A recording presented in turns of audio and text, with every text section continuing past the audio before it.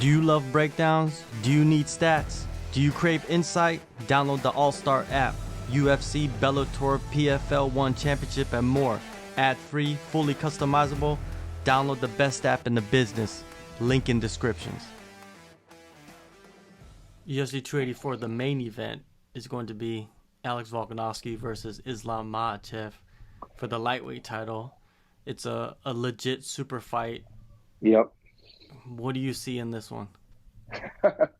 Well, I think a lot of people look at the size difference and they say, like, there's no way that Alex can compete with that height and that weight difference. But people forget Alex was like a rugby player at like 240. When you grow up like 220, 200, like when you wear that weight, your bones change, your muscle density changes. And then when you lose the weight around it, that stuff doesn't go away really quickly. That's the stuff that stays. So I think that's where you can see his power, his conditioning, his ability to kind of not be thrown off by the weight of his opponents. It's from there. Like you could hear when Dan Hooker and Israel Adesanya talks about, wrestling with like Alex, you can hear that they say that he puts them in trouble. He pushes them.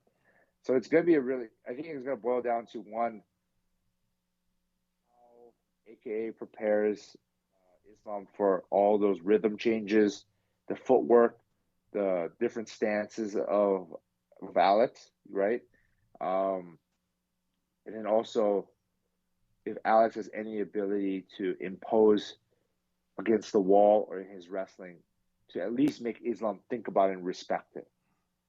But I think, Alex is no stranger to fighting taller opponents. So I think it's going to be a really interesting fight for all of us. Yeah, it is. It's going to be very interesting to see like what kind of approach Islam comes with, because we kind of seen what Alex likes to do. He has like multiple game plans, and he utilizes them throughout the fight. Islam, he's been so successful for so long with one strength, right? Will he show other parts of his game? Will he have to even show it in this fight?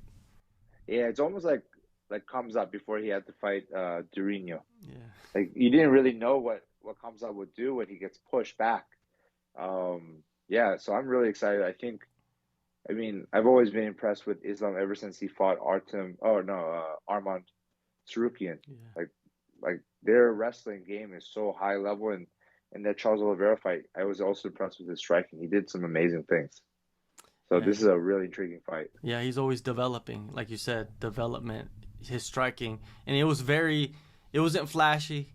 It was straight up basics, but it caught Charles. Pressure. Yeah. Yeah. And he said why I always bet on Charles Oliveira is how much people would respect that jiu-jitsu game, right? That you saw it in every fight. Like Charles probably is going to get knocked down.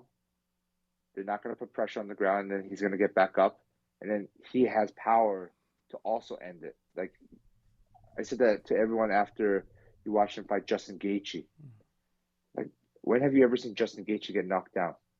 So it means that Charles Oliveira has something. But the one thing that Islam said was he's not going to be afraid to go to the ground when he knocks him down. And it's like almost exactly the same way. Charles got knocked down first, but the only difference was Islam wasn't afraid and he went down right away and followed him and finished him. So you never even got to see Charles do his comeback kid moment.